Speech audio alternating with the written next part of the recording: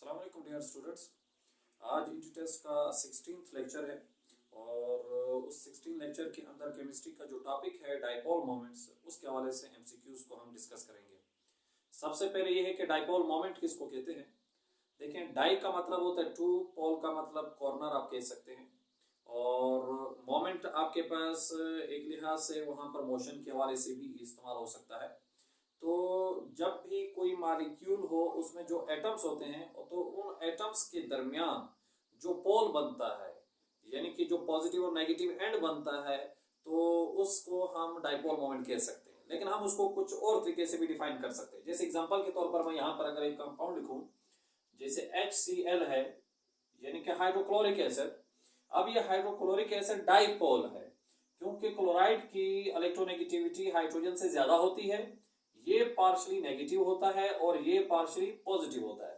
अब उसकी वजह क्या है? क्योंकि इसकी इलेक्ट्रोनेगेटिविटी हाइड्रोजन से ज्यादा है, तो इसके ये जो बीच में जो इलेक्ट्रॉन्स मौजूद हैं, होने तो ये चाहिए कि ये दो इलेक्ट्रॉन जो बीच में मौजूद हैं, एक क्लोराइड का है और दूसरा हाइड्रोजन का है, ये बिल्कुल मिड में होने चाहिए थे, यानी कि दरमियान में हमारे पास ये बिल्कुल होने चाहिए थे। लेकिन ऐसा होता नहीं है। ये पेयर ऑफ इलेक्ट्रॉन जो हैं ये शिफ्ट हो जाते हैं किसकी तरफ? क्लोराइड की तरफ ज्यादा शिफ्ट हो जाते हैं, क्योंकि क्लोराइड की इलेक्ट्रोनेगेटिविटी ज्यादा है, इलेक्ट्रॉन अफिनिटी ज्यादा है, वो पेयर ऑफ इलेक्ट्रॉन को अपनी तरफ खींच लेता है, जिसकी वजह से जो क्लोराइड है वो पार्शियली नेगेटिव हो जाता है और हाइड्रोजन पार्शियली पॉजिटिव, उससे इलेक्ट्रॉन दूर हो चुके हैं। अब इन इलेक्ट्रॉन ने कितना डिस्टेंस कवर किया है, यानी कि इनके दरमियान का डिस्टेंस क्या है और कितना चार्ज मूव किया है, मतलब जो चार्ज है उसको हम Q से रिप्रेजेंट कर सकते हैं।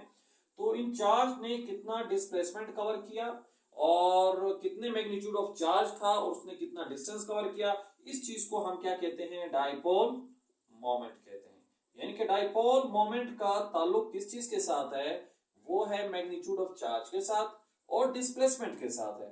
तो इस लिहाज से हम कहते हैं the product of charge and their distance is called, उसको हम क्या कहेंगे? डाइपोल मोमेंट्स कहेंगे। इसलिए इस एमसीक्यूज का जो ठीक आंसर हमारे पास होगा वो क्या है? डाइपोल मोमेंट है, यानी कि डाइपोल मोमेंट जो है वो इसका ठीक ऑप्शन होगा।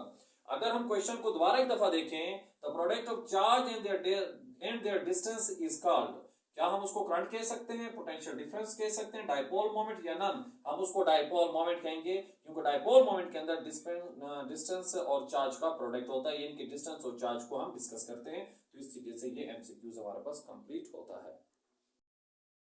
आज के लेक्चर का जो सेकंड एमसीक्यूज है वो भी डाइपोल मोमेंट के हवाले से है, और इसमें डाइपोल मोमेंट्स हम कुछ कंपाउंड्स का जो है वो कंपेयर करेंगे कि किसका डाइपोल मोमेंट ज्यादा है, किसका डाइपोल मोमेंट कम है। लेकिन सबसे पहले एमसीक्यूज के अंदर ही मैं इस चीज को एक्सप्लेन कर चुका हूं कि हमारे पास जो डाइपोल मोमेंट्स है वो चार्ज का डिस्प्लेसमेंट है, मतलब कितना ज्यादा चार्ज डिस्प्लेस हो रहा है पॉजिटिव एंड से नेगेटिव एंड की तरफ, उसको हम डाइपोल मोमेंट कहते हैं, उसी को हम पोलैरिटी भी कहते हैं।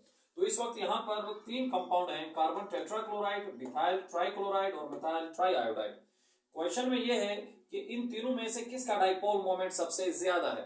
इनके मैं स्ट्रक्चर ड्रा करता हूं और उसी से हम इनके डाइपोल मोमेंट को समझने की कोशिश करते हैं। जो कार्बन टेट्राक्लोराइड है उसका स्ट्रक्चर कुछ इस तरीके से हमारे पास बनेगा, ये कार्बन टेट्राक्लोराइड है।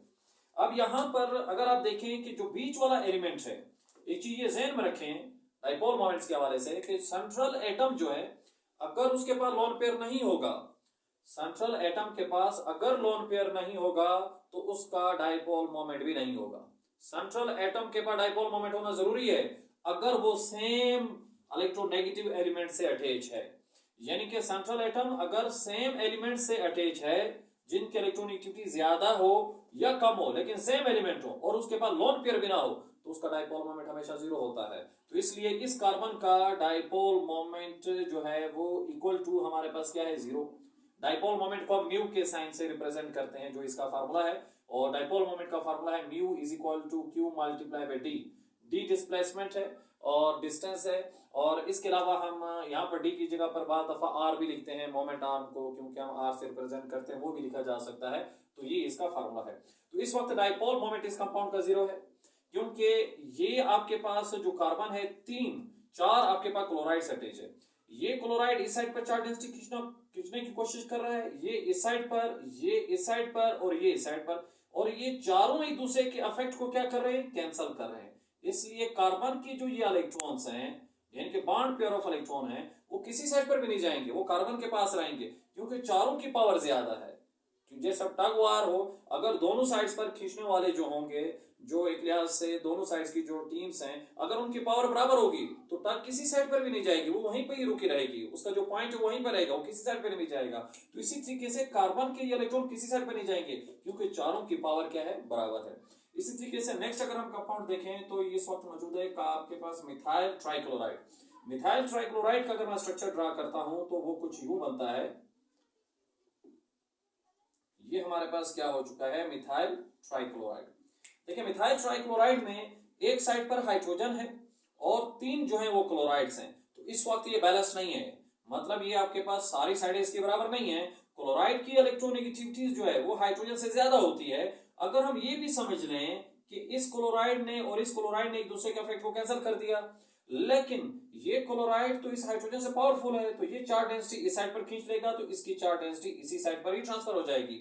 जब ये इसी साइड पर ट्रांसफर हो जाएगी तो एक पोल बन जाएगा, यानी कि ये वाला जो पोल हो जाएगा ये नेगेटिव पोल बन जाएगा और ये वाला पॉजिटिव पोल बन जाएगा। तो इसका मतलब है कि इसका dipole moment not equal to zero, zero के बराबर नहीं होगा, इसका कुछ ना कुछ डाइपोल मोमेंट लाजमन होगा।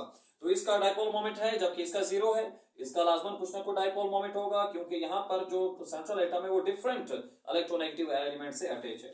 थर्ड ऑप्शन अगर आप देखें तो उसमें हाइड्रोजन है और उसके साथ 3 आयोडाइड है।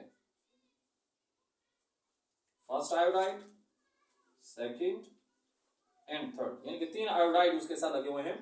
हम अगर इसको फिर समझ लें कि इसने और इसने एक दूसरे का इफेक्ट को कैंसिल कर दिया, वैसे तो ओवरऑल इन सब का एक साथ इफेक्ट आएगा इस हाइड्रोजन के ऊपर, ये समझने के लिए अगर ये कैंसिल कर दें, लेकिन ये वाला तो यहां से इसको खींचेगा अपनी तरफ, क्योंकि आयोडाइड की जो इलेक्ट्रोनेगेटिविटी होती है, इलेक्ट्रॉन अफिनिटी होती है, वो हाइड्रोजन से ज्यादा होती है, तो ये इस तरफ खींचेगा, इसलिए इसका भी dipole moment not equal to zero. तो इन दोनों का dipole moment not equal to zero है। पहले तो ये है कि ये ऑप्शन तो हमारे पास नहीं हो सकता क्योंकि इसका डाइपोल मोमेंट जीरो है, लेकिन इन दोनों का डाइपोल मोमेंट जीरो नहीं है। अब हमने इन दोनों को कंपेयर करना है कि किसका डाइपोल मोमेंट ज्यादा है, मतलब दोनों का जीरो नहीं है, कुछ ना कुछ वैल्यू होगी इनके डाइपोल मोमेंट की, यानी कि इनके चार्ज डिस्प्लेसमेंट की, यानी कि जो म्यू की वैल्यू कुछ ना कुछ आएगी। अब किसकी ज्यादा है इनमें से, देखिए आपने जब इस तरह का क्वेश्चन आ जाए तो उसमें आपने ये देखना है कि सेंट्रल एटम के साथ जो जुड़ा हुआ है उनमें से किसकी इलेक्ट्रोनेगेटिविटी ज्यादा है। जिसकी इलेक्ट्रोनेगेटिविटी ज्यादा होगी उसका डाइपोल मोमेंट भी ज्यादा होगा। क्लोराइड की इलेक्ट्रोनेगेटिविटी जो है वो अराउंड होती है, अगर मैं कंफर्म नहीं हूं तकरीबन इसी तरह होती है, 3.34 है, जबकि आयोडाइड जो है इसकी इलेक्ट्रोनेगेटिविटी जो हमारे पास होती है वो तकरीबन 2.58 के अराउंड है या 2.5 है। तो इस लिहाज से अगर आप देखें आयोडाइड के मुकाबले में क्लोराइड की इलेक्ट्रोनेगेटिविटी ज्यादा है, तो क्लोराइड इस हाइड्रोजन से ज्यादा चार्ज डेंसिटी अपनी तरफ खींचेगा, इसलिए इसका डाइपोल मोमेंट क्या होगा, ज्यादा होगा। तो इसलिए इस एमसीक्यूज का जो ठीक ऑप्शन है वो हमारे पास ये वाला बी ऑप्शन ठीक है। तो हम ये कह सकते हैं इस क्वेश्चन के हवाले से, इस एमसीक्यूज के हवाले से, which molecule has highest dipole moment, तो वो मिथाइल ट्राइक्लोराइड का हाईएस्ट है, क्योंकि इसमें जो क्लोराइड अटैच है उसकी इलेक्ट्रोनेगेटिविटी हाइड्रोजन से ज्यादा है, वो चार्ज डेंसिटी को अपनी तरफ खींचेगा, हाइड्रोजन पोल को पॉजिटिव कर देगा, क्लोराइड नेगेटिव हो जाएगा। इस तरह ये एमसीक्यूज कंप्लीट होता है। आज की वीडियो का जो तीसरा एमसीक्यूज है वो भी सेम सेकंड एमसीक्यूज की तरह ही है। Which molecule have high dipole moments, इस वक्त 4 मॉलिक्यूल दिए हुए, इनमें से किसका डाइपोल मोमेंट ज्यादा है। लास्ट ही वीडियो में हम इस कार्बन टेट्राक्लोराइड को डिस्कस कर चुके हैं और इसका जो डाइपोल मोमेंट था वो इक्वल टू जीरो था। अगर एल्यूमिनियम ट्राइक्लोराइड को अगर आप देखें तो एल्यूमिनियम ट्राइक्लोराइड्स जो है 3 सेम एलिमेंट से अटैच है, बिल्कुल इसी की तरह, तो इसलिए इसका डाइपोल मोमेंट भी इक्वल टू जीरो होगा, क्योंकि ये तीनों एक दूसरे के इफेक्ट को कैंसिल कर रहे हैं।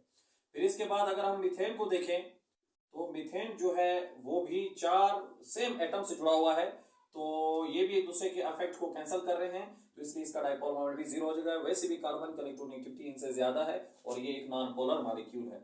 बच गया इसमें अमोनिया NH3, और NH3 में सेंट्रल एटम के ऊपर लोन पेयर है, और एक चीज जहन में रखें, मैं आपको पहले ही एमसीक्यूज में बता चुका हूं, जिस सेंट्रल एटम के ऊपर लोन पेयर होगा उसका डाइपोल मोमेंट लाजमन होगा, तो इसका dipole moment not equal to zero है, तो इसका डाइपोल मोमेंट कुछ ना कुछ लाजमन मौजूद होगा। इसलिए इस एमसीक्यूज का जो ठीक ऑप्शन है वो हमारे पास NH3 है, यानी कि अमोनिया है। Which molecule have high dipole moments, methane का 0 है, एल्यूमिनियम ट्राइक्लोराइड 0 है, और इसी तरह कार्बन टेट्राक्लोराइड भी 0 है, और अमोनिया जो है वो नॉन 0 है due to presence of lone pair on the central atom. तो इस तरीके से ये एमसीक्यूज कंप्लीट होता है।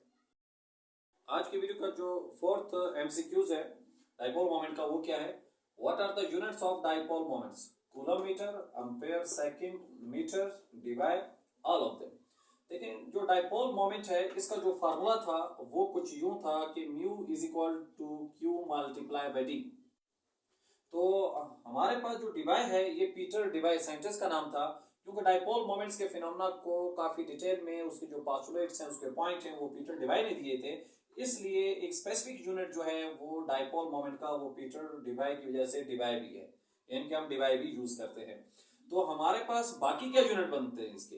तो इस वक्त कूलम है, जो चार्ज है, चार्ज का यूनिट क्या है? कूलम है, और जो डिस्टेंस है या डिस्प्लेसमेंट है उसका यूनिट है मीटर, कूलम मीटर हो गया। तो ये भी यूनिट हो गया और कूलम मीटर भी इसी का यूनिट हो गया। इसके बाद एम्पेयर सेकंड मीटर दिया हुआ है, ये भी बन सकता है, क्योंकि करंट जो है, करंट का फार्मूला होता है I is equal to Q upon T. T divide हो रहा है, इधर जाकर मल्टीप्लाई हो जाएगा, तो Q is equal to I multiply by T. तो चार्ज का यूनिट है कूलम, और करंट का यूनिट है एम्पेयर, और टाइम का यूनिट हो गया सेकेंड्स। तो कूलम जो है वो किसके इक्वल होता है? एम्पेयर सेकंड के इक्वल होता है। तो इस कूलम की जगह पर एम्पेयर सेकंड और मीटर हम लगा सकते हैं, तो एम्पेयर सेकंड मीटर भी हमारे पास इसका यूनिट हो जाएगा। इसलिए इस एमसीक्यूज का जो ठीक ऑप्शन है वो हमारे पास क्या हो जाएगा? All of them. तो क्वेश्चन क्या था कि what are the unit of dipole moments? Dipole moments के क्या यूनिट्स हैं? तो फार्मूले में देखें तो कूलम भी, मीटर भी मौजूद है, और एक कूलम जो है वो एम्पेयर सेकंड के बराबर होता है, इसलिए एम्पेयर सेकंड मीटर लगा दिया। तो ampere second metre coulomb metre हो गया, और स्पेसिफिक यूनिट जो इसका साइंटिस्ट का नाम पर है वो डिवाई है, इसलिए ठीक ऑप्शन इसका क्या होगा? All of them. तो इस तरीके से ये एमसीक्यूज कंप्लीट होता है। आज की वीडियो का लास्ट एमसीक्यू जो क्वेश्चन, जो एमसीक्यू नंबर 5 है, वो है dipole moment is the dash quantity. Dipole moment कौन सी क्वांटिटी है? क्या वो स्केलर क्वांटिटी है, वेक्टर क्वांटिटी है, सप्लीमेंट्री है, नन है? स्केलर वो होता है जिसका सिर्फ मैग्नीट्यूड यूनिट्स होता है, स्पेसिफिक डायरेक्शन की जरूरत नहीं होती। वेक्टर में डायरेक्शंस भी होती है और मैग्नीट्यूड और यूनिट भी होता है। सप्लीमेंट्री जो क्वांटिटीज होती हैं ये एंगल्स के लिए होती हैं, और इसमें दो तरह की हैं, एक प्लेन सरफेस, एक सॉलिड सरफेस है जो सप्लीमेंट्री में आता है। तो डाइपोल मोमेंट्स को हम देखते हैं, जो कि उसका फार्मूला है वो है mu is equal to Q multiply by d. देखिए, इसमें चार्ज जो है, चार्ज है वो हमारे पास है स्केलर क्वांटिटी। चार्ज की कोई डायरेक्शन नहीं होती, लेकिन जो डिस्प्लेसमेंट है, जो कवर हो रहा है, वो एक खास डायरेक्शन में होगा ना, नेगेटिव पोल की तरफ डिस्प्लेसमेंट कवर होगा, इसलिए ये एक वेक्टर है। तो एक चीज ध्यान में रखें कि किसी भी दो स्केलर या वेक्टर क्वांटिटी का जो प्रोडक्ट होता है, स्केलर और वेक्टर क्वांटिटी का प्रोडक्ट, वो हमेशा वेक्टर क्वांटिटी के इक्वल होता है। ये एक आपके पास टेक्निक है, आप इसको ध्यान में रख सकते हैं कि अगर किसी फार्मूले में एक स्केलर हो, एक वेक्टर हो, और उसका प्रोडक्ट हो या उसकी डिवीजन भी हो, वो हमेशा इक्वल किसके होगा? वेक्टर के। अगर ये भी स्केलर हुआ, ये भी स्केलर हुआ, तो फिर ये स्केलर हो जाएगा। अगर ये वेक्टर हुआ, ये भी वेक्टर हुआ, तो फिर ये स्केलर हो जाएगा। यानी कि जैसे हम वो कहते हैं ना कि minus multiply by minus is equal to plus, और इसी तरह प्लस मल्टीप्लाई बाय प्लस भी इक्वल टू प्लस आता है, लेकिन minus multiply by plus is equal to minus आता है। ये बिल्कुल ऐसी है कि आपके पास जब स्केलर मल्टीप्लाई बाय वेक्टर होगा तो वेक्टर आएगा, स्केलर मल्टीप्लाई बाय स्केलर आपके पास जो है वो स्केलर होगा, और वेक्टर मल्टीप्लाई बाय वेक्टर भी स्केलर होगा, यानी कि उसका जो प्रोडक्ट्स होगा। तो इसलिए हम ये कहते हैं जो डाइपोल मोमेंट है वो कौन सी क्वांटिटी है? वेक्टर क्वांटिटी है। ये इसका ठीक ऑप्शन हमारे पास होगा। तो dipole moment is dash quantity, dipole moment is vector quantity, because it is the product of scalar and vector quantities. Charge is scalar quantity and displacement is the vector quantity, so its result equal to vector quantity. तो इस तरीके से आज की video जो है वो complete होती है। इसका जो नेक्स्ट पार्ट है वो मैं इसका अपलोड